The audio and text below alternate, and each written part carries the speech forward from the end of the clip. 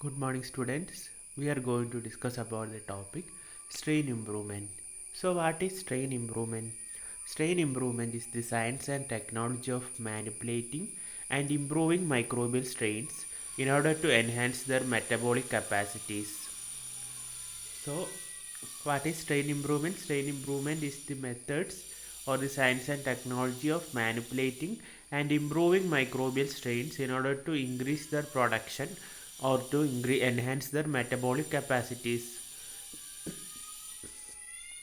എന്താണ് strain improvement എന്ന് പറഞ്ഞാൽ? സ്ട്രെയിൻ ഇംപ്രൂവ്മെൻറ്റ് എന്ന് പറഞ്ഞാൽ ബേസിക്കലി മെത്തേഡ്സ് ആണ്. ഈ മെത്തേഡ്സ് ഉപയോഗിച്ചിട്ട് നമുക്കൊരു മൈക്രോബിയൽ സ്ട്രെയിനിൻ്റെ പ്രൊഡക്ഷൻ, ഇൻഡസ്ട്രിയൽ പ്രൊഡക്ഷൻ കൂട്ടിയെടുക്കാൻ പറ്റും. ഇപ്പോൾ ഒരു മൈക്രോബിയൽ സ്ട്രെയിനിൻ്റെ അല്ലെങ്കിൽ ഇൻഡസ്ട്രിയൽ സ്ട്രെയിനിൻ്റെ ഇൻഡസ്ട്രിയൽ പ്രൊഡക്ഷൻ കൂട്ടാൻ വേണ്ടിയിട്ട് ഉപയോഗിക്കുന്ന ടെക്നിക്സ് ആണ് സ്ട്രെയിൻ ഇംപ്രൂവ്മെൻറ്റ് എന്ന് പറയുന്നത്. So the strain improvements are the techniques used to improve the industrial production of a microbial strain. ഇപ്പോൾ ഒരു മൈക്രോബിയൽ സ്ട്രെയിനിൻ്റെ പ്രൊഡക്ഷൻ കൂട്ടാൻ വേണ്ടിയിട്ട്, അത് ഒരു മൈക്രോബിയൽ സ്ട്രെയിനിൻ്റെ ഇൻഡസ്ട്രിയൽ പ്രൊഡക്ഷൻ കൂട്ടാൻ വേണ്ടിയിട്ട് നമ്മൾ ഉപയോഗിക്കുന്ന ടെക്നിക്സ് ആണ് സ്ട്രെയിൻ ഇംപ്രൂവ്മെൻറ്റ് എന്ന് പറയുന്നത്. ഇപ്പോൾ ഇൻഡസ്ട്രിയൽ നിങ്ങൾക്കറിയാം, നോർമലി പ്രൊഡ്യൂസ് ചെയ്യുന്ന എമൗണ്ട് പോരാ ഇൻഡസ്ട്രിയൽ പ്രൊഡക്ഷനിൽ കിട്ടാൻ വേണ്ടിയിട്ട്. അപ്പോൾ കൂടുതലായിട്ട് പ്രോഡക്റ്റ് പ്രൊഡ്യൂസ് ചെയ്ത് കഴിഞ്ഞാൽ മാത്രമേ എന്ത് കിട്ടൂ? കൂടുതലായിട്ട് ലാഭം കിട്ടൂ. അപ്പോൾ ലാഭം കൂട്ടാൻ വേണ്ടിയിട്ട് നമ്മൾ എന്ത് ചെയ്യും? പ്രോഡക്റ്റ് പ്രൊഡക്ഷൻ, അതായത് മൈക്രോ ഓർഗാനിസത്തിൻ്റെ പ്രോഡക്റ്റ് പ്രൊഡക്ഷൻ റേറ്റ് നമ്മൾ കൂട്ടും. അപ്പോൾ അതിന് വേണ്ടിയിട്ട് നമ്മൾ യൂസ് ചെയ്യുന്ന ടെക്നിക്സ് ആണ് സ്ട്രെയിൻ ഇംപ്രൂവ്മെൻറ്റ് എന്ന് പറയുന്നത്. അപ്പോൾ സ്ട്രെയിൻ ഇംപ്രൂവ്മെൻറ്റ് എന്ന് പറയുന്നത് ബേസിക്കലി ടെക്നിക്സ് ആണ്. ഈ ടെക്നിക്സ് ഉപയോഗിച്ചിട്ട് നമ്മൾ എന്ത് ചെയ്യും? മൈക്രോബിയൽ സ്ട്രെയിനിൻ്റെ ഇൻഡസ്ട്രിയൽ പ്രൊഡക്ഷൻ നമ്മൾ കൂട്ടും. So what are the characteristic of N ideal strain? അപ്പോൾ നല്ലൊരു ഇൻഡസ്ട്രിയൽ സ്ട്രെയിനിന് വേണ്ട ക്യാരക്ടേഴ്സ് എന്തൊക്കെയാണെന്ന് നോക്കാം. ഫസ്റ്റ് വൺ, റാപ്പിഡ് ഗ്രോത്ത്, അതായത് പെട്ടെന്ന് ഗ്രോ ചെയ്യണം ഈ മൈക്രോ ഓർഗാനിസം, എന്നാൽ മാത്രമേ പെട്ടെന്ന് പ്രോഡക്റ്റ് ഒക്കെ പ്രൊഡ്യൂസ് ചെയ്യാൻ പറ്റൂ. Second one, genetic stability, genetically stable ആയിരിക്കണം നമ്മുടെ ഇൻഡസ്ട്രിയൽ സ്ട്രെയിന്. Third one, it should be non toxic to humans. അപ്പോൾ ഈ മൈക്രോ ഓർഗാനിസംസ് എന്തായിരിക്കാൻ പാടില്ല? നോൺ ടോക്സിക് ആയിരിക്കണം, അതായത് അതൊരു പാത്തജനിക് ഒന്നും ആകാൻ പാടില്ല. അതായത് ഇൻഡസ്ട്രിയൽ പ്രൊഡക്ഷന് നമ്മൾ യൂസ് ചെയ്യുന്ന മൈക്രോ ഓർഗാനിസംസ് എന്തായിരിക്കണം? നോൺ ടോക്സിക് ആയിരിക്കണം, അല്ലെങ്കിൽ നോൺ പാത്തോജനിക് ആയിരിക്കണം. അതായത് അവർ ഡിസീസ് ഒന്നും കോസ് ചെയ്യാൻ പാടില്ല. Next, ability to use cheaper substrate, അതായത് ലോ കോസ്റ്റ് സബ്സ്ട്രേറ്റ്സ് അല്ലെങ്കിൽ low cost raw materials use ചെയ്യാൻ പറ്റുന്ന മൈക്രോ ഓർഗാനിസത്തിനെ വേണം നമ്മൾ യൂസ് ചെയ്യാൻ. എന്നാൽ മാത്രമേ നമുക്ക് കൂടുതലായിട്ട് ലാഭം കിട്ടൂ. അപ്പോൾ റോ മെറ്റീരിയലിൻ്റെ വില ഭയങ്കര അധികവും പ്രോഡക്റ്റിൻ്റെ വില വളരെ കുറച്ചുവാണെങ്കിൽ നമുക്ക് ലാഭം കിട്ടുമോ? ഇല്ല. അപ്പോൾ നമുക്ക് നഷ്ടമാണ് ഉണ്ടാകുക. അപ്പോൾ വേസ്റ്റ് പ്രോഡക്റ്റ് അല്ലെങ്കിൽ ലോ പ്രൈസ് സബ്സ്ട്രേറ്റ് യൂസ് ചെയ്യാൻ പറ്റുന്ന മൈക്രോ ഓർഗാനിസത്തിനെ വേണം നമ്മുടെ ഇൻഡസ്ട്രിയൽ പ്രൊഡക്ഷന് വേണ്ടിയിട്ട് യൂസ് ചെയ്യാം. Next, elimination of production of compounds that may interfere with down stream processing. അപ്പോൾ ഡൗൺ സ്ട്രീം പ്രോസസ്സിങ് എന്താണെന്ന് ഡീറ്റെയിൽ ആയിട്ട് നമ്മൾ നെക്സ്റ്റ് യൂണിറ്റ് പഠിക്കും. അപ്പോൾ ഒരു പ്രോഡക്റ്റിൻ്റെ പ്യൂരിഫിക്കേഷന് വേണ്ടിയിട്ട് യൂസ് ചെയ്യുന്ന സ്റ്റെപ്പാണ് ഡൗൺ സ്ട്രീം പ്രോസസ്സിങ് എന്ന് പറയുന്നത്. അപ്പോൾ ഈ ഇൻഡസ്ട്രിയൽ സ്ട്രെയിൻ എന്ത് ചെയ്യാൻ പാടില്ല? ഈ ഡൗൺ സ്ട്രീം പ്രോസസ്സിങ്ങിനെ എഫക്റ്റ് ചെയ്യുന്ന പ്രോഡക്റ്റ് പ്രൊഡ്യൂസ് ചെയ്യാൻ പാടില്ല. അതായത് ഒരു പ്രോഡക്റ്റിൻ്റെ പ്യൂരിഫിക്കേഷനെ എഫക്റ്റ് ചെയ്യുന്ന ബൈ പ്രോഡക്ട്സ് ഒന്നും ആര് പ്രൊഡ്യൂസ് ചെയ്യാൻ പാടില്ല? ഈ ഇൻഡസ്ട്രിയൽ സ്ട്രെയിൻസ് പ്രൊഡ്യൂസ് ചെയ്യാൻ പാടില്ല.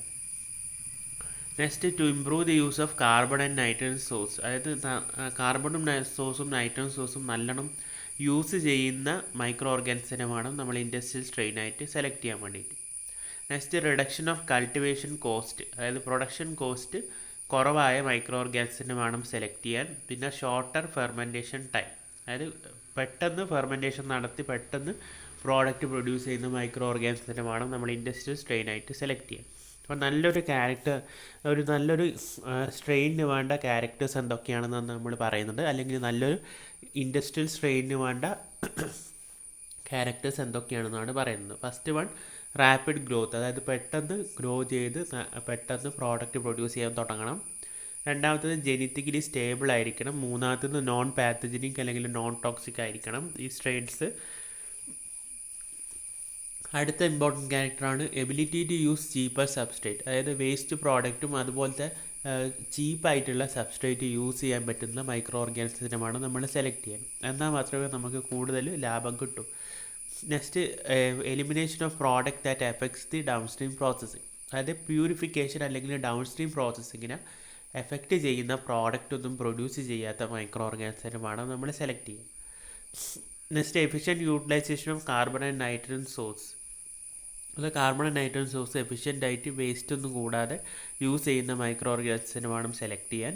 പിന്നെ കൾട്ടിവേഷൻ കോസ്റ്റ് കുറവായ, അതായത് റെഡ്യൂസ്ഡ് കൾട്ടിവേഷൻ കോസ്റ്റുള്ള മൈക്രോ ഓർഗാനിസത്തിനെ വേണം യൂസ് ചെയ്യാൻ വേണ്ടിയിട്ട്.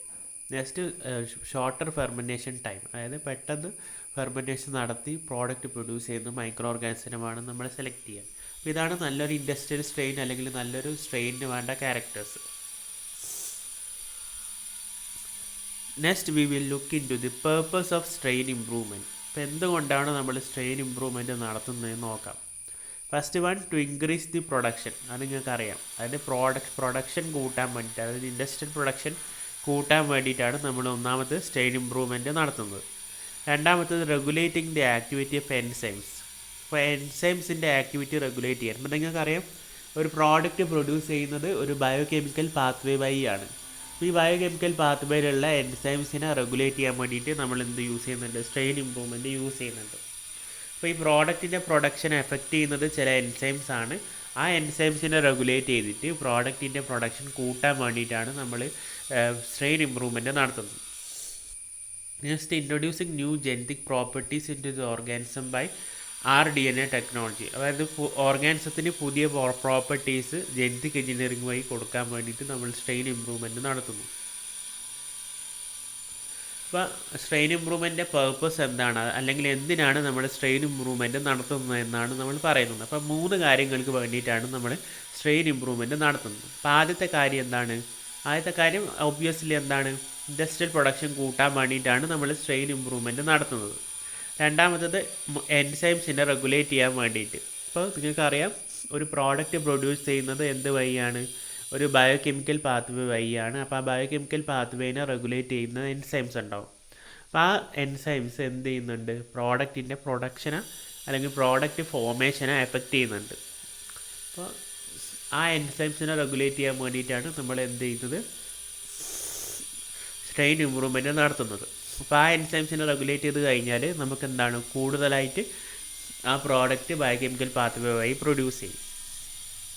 പിന്നെ ഒരു ഓർഗാനിസത്തിലേക്ക് പുതിയ ക്യാരക്ടേഴ്സ് ഇൻട്രൊഡ്യൂസ് ചെയ്യാൻ വേണ്ടിയിട്ട്, അതായത് പുതിയ ക്യാരക്ടേഴ്സ് അല്ലെങ്കിൽ പുതിയ ജീൻസ് ജെനറ്റിക് എഞ്ചിനീയറിംഗ് വഴി ഇൻട്രൊഡ്യൂസ് ചെയ്യാൻ വേണ്ടിയിട്ട് നമ്മൾ യൂസ് ചെയ്യുന്നുണ്ട് സ്ട്രെയിൻ ഇംപ്രൂവ്മെൻറ്റ്.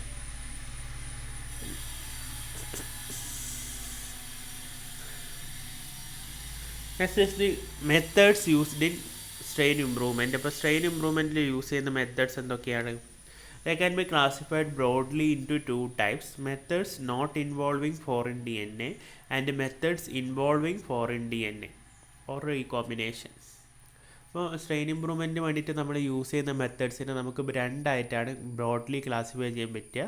ഒന്ന്, methods not involving foreign DNA, രണ്ടാമത്തത് മെത്തേഡ്സ് ഇൻവോൾവിങ് ഫോറിൻ DNA.